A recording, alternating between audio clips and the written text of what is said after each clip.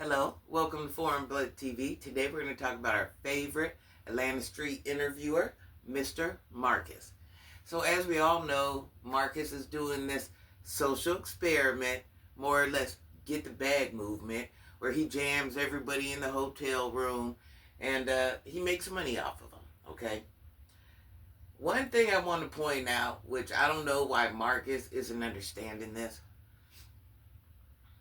one thing you can't do, Marcus, regardless what you got going on, if you haven't learned this yet, Social Experiment 101, you cannot control people.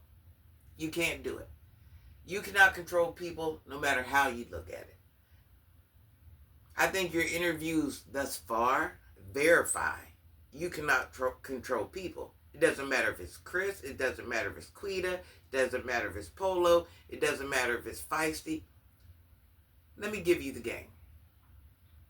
The reason why these people are effing with you is because they have nothing. Not because you're this great hope, you're this, you're that. It's because they have absolutely nothing. Nothing. They have nothing, Marcus. They have nothing. And you're the guaranteed goof troop that'll run around and drop a couple dollars, and they need that, Marcus. They need that. They tolerate you because they need it. It doesn't matter where it comes from. What you are, you're kind of like a easy, cheap lick. You're a low budget lick. Yeah, I'll call Marcus. I can get a little wig. I can get a little this. I can get a little that. It's like a no-brainer. Respect, they have none for you. They use you like a woman would use a man, or a man would use a woman. They run game on you. They tell you what they want to hear. Do you notice most of the time they give you their SSA to kiss? I'm sure you noticed that. The majority of the time, all of them give you your SSA to kiss. Give you their SSA to kiss. Why? Because you cannot force anybody to do anything. Just like you're playing them, they're playing you. They're there for one thing, like you're there for one thing. So basically, you guys are using each other. Now, let me talk about your damage control you did with Gabby. And we know that's what it was. Any grown adult sees exactly what you're doing. You can't do anything but lie to children, basically. Yeah, you wanted Gabby to stay in that room and be on hold for your content. You didn't kick her out because of her attitude. You didn't kick her out because she wasn't doing nothing to get her ID. Because let me tell you something, everybody you have on your roster, none of them were doing anything they were supposed to do to make it better. None of them. And you knew that. But as long as they partook in your spicy content, you were cool with it, Marcus. As long as they took the time to bust it open and you made a couple dollars off of it, you were cool with it. See, Gabby, you couldn't control her. Maybe one day you can get in her head, maybe one day you can't. So since you're not going to stay here and wait on me to do my spicy content, you got to go. Listen, I don't care. Gabby, I didn't make you. Gabby, I didn't press you. I see right through that. I see your damage control. You were doing damage control. Because you're so sick of people talking about it. You know what they're saying is the truth. So in turn, you turn around and you try to hit them with damage control. And only a sucker would believe that. I keep telling you, you're lucky you're dealing with the type of goofies you're dealing with, because one of them would have took you up through there by now. I guarantee it. One of them would definitely had took you up through there by now. Not that you have anything that's accessible to them, or accessible to them, or whatever it is, but they would have still brought the pressure. They'd have still brought the rain. But since you're dealing with the lowest of the lowest of the lowest of the lowest, let me tell you something. And this is no distaste to them. It ain't. If you were dealing with anybody else, Marcus, the things you do, they would have slid you back already. Let's just be real. That's why you mingle with who you mingle with, because you know they're not capable of too much. But don't get it twisted. Oh, they're capable. They're capable. Even they know you ain't worth it. One day, Marcus, all your secrets are going to come out, which in real life, we don't care. I'm just letting you know, in real life.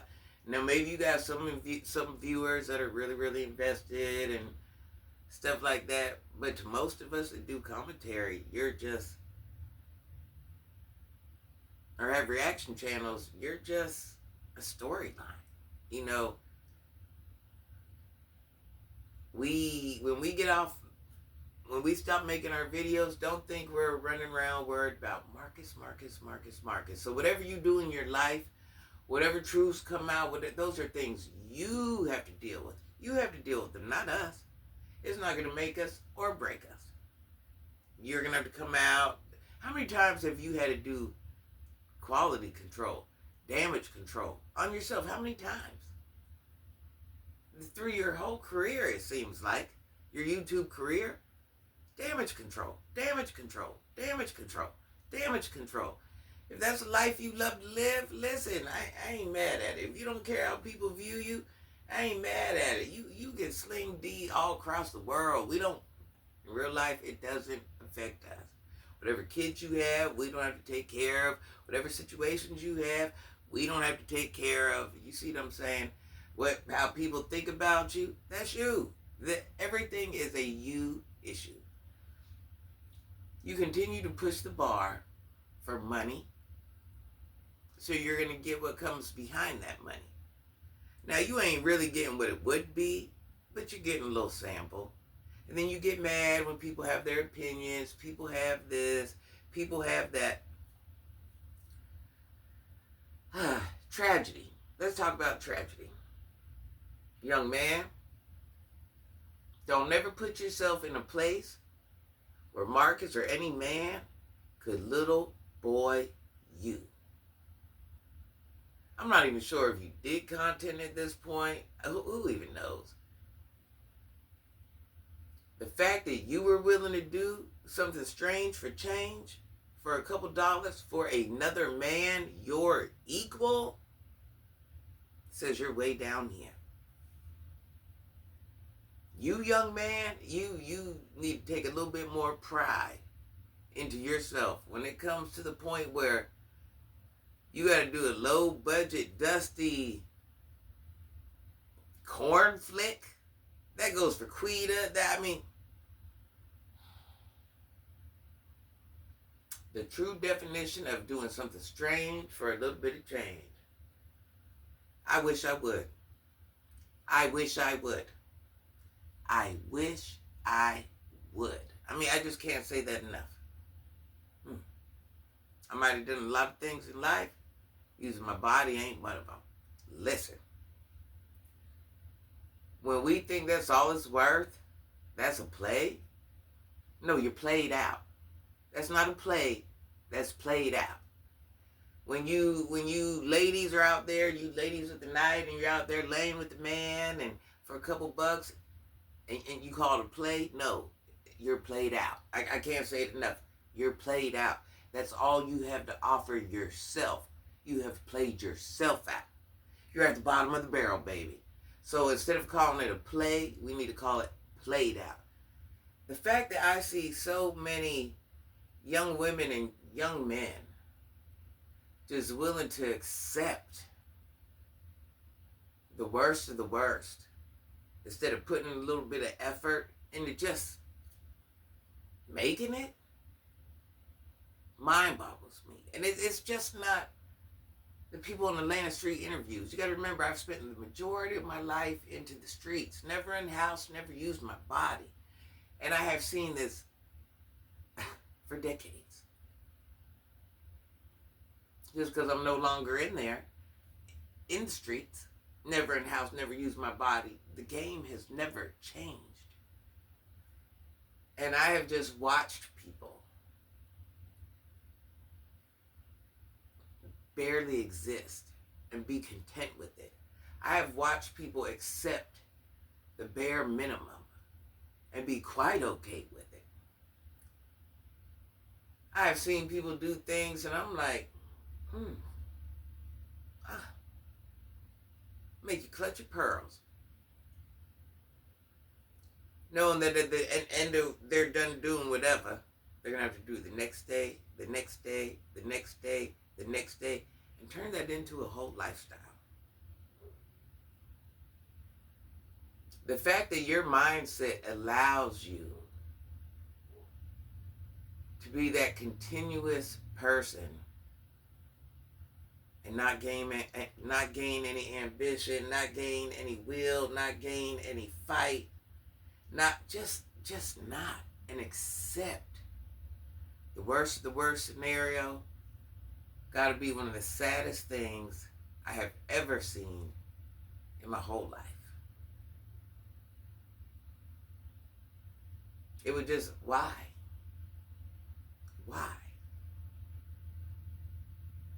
We all have traumas. We all have situations. We all have stories. We all have.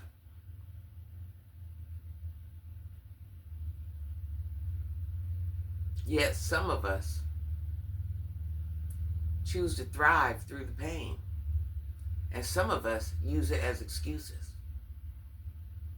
That could have easily been any of us. Just like they're homeless, that could have been any of us. Any of us. Like I said, because we all come from a situation, a story, a trauma, a this, a that. Why is it some of us choose to fight and some of us just choose to accept? Why is it the majority of us refuse to even have any self-accountability and say, hey, the reason I'm at where I'm at is because decisions I made, things I did. See all those childhood traumas? They only work until you turn about 18. Now, I'm just being real. I'm just being real.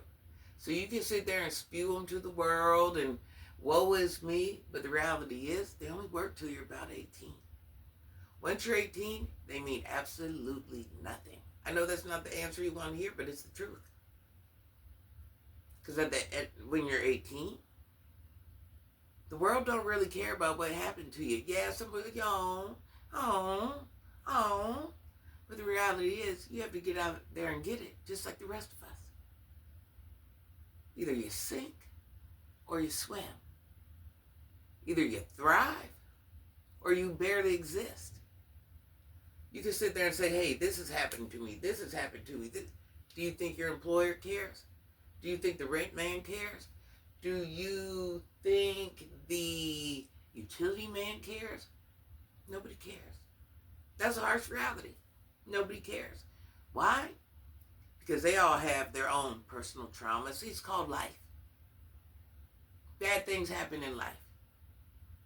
You have more bad days than you have good days. But that's what makes you a survivor, is when you say, oh yeah, that happened, but I still have to move forward. Oh yeah, I got this going on in my life, but I still have to put my big boy pants on, and I still have to move forward. I don't want to be unhoused. I like having groceries in the refrigerator. I like being able to pay my bills. That's the difference. You see what I'm saying? That's the difference. And it's just like, why do some choose and why do the others choose? And now sometimes we have things like mental health.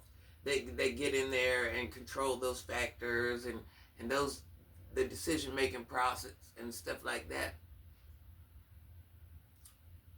Here's the thing about homeless. The majority of them do have some type of mental health scenario. Majority. Majority rules. Go around any group of homeless people. You'll see.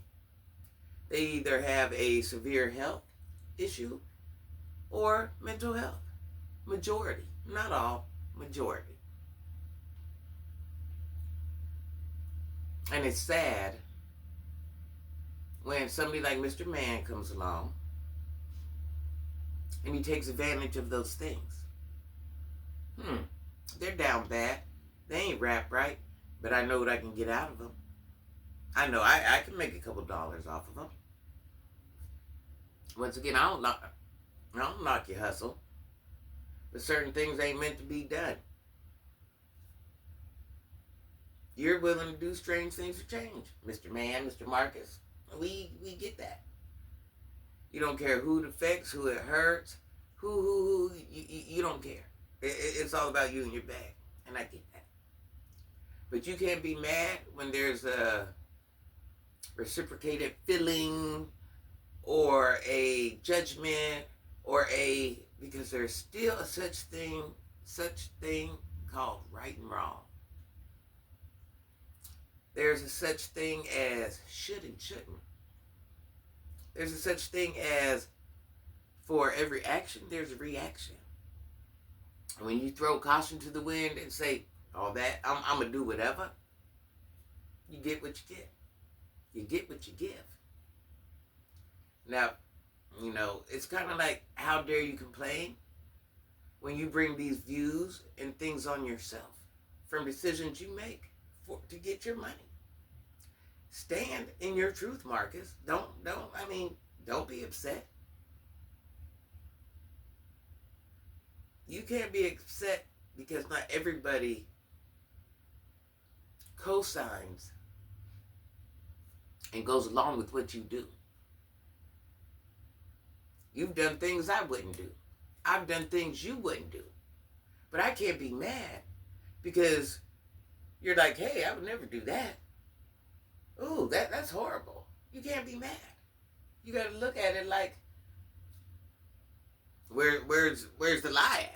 You know what I'm saying? Where comes back to self-accountability. We do things and we make it okay in our mind while we're doing it, but then when somebody speaks on it, they're the enemy. Instead of us being our own worst enemy. Message for the day. We, 100% of the time, not 90, not 75, not 50, 100% of the time, we're our own worst enemy, and then we wonder why. Have a good day, guys. Happy Sunday. I love you. I love you. Have your best day ever. Enjoy the rest of your weekend, and may your week be better than every other week that you ever had. May this be your best week ever.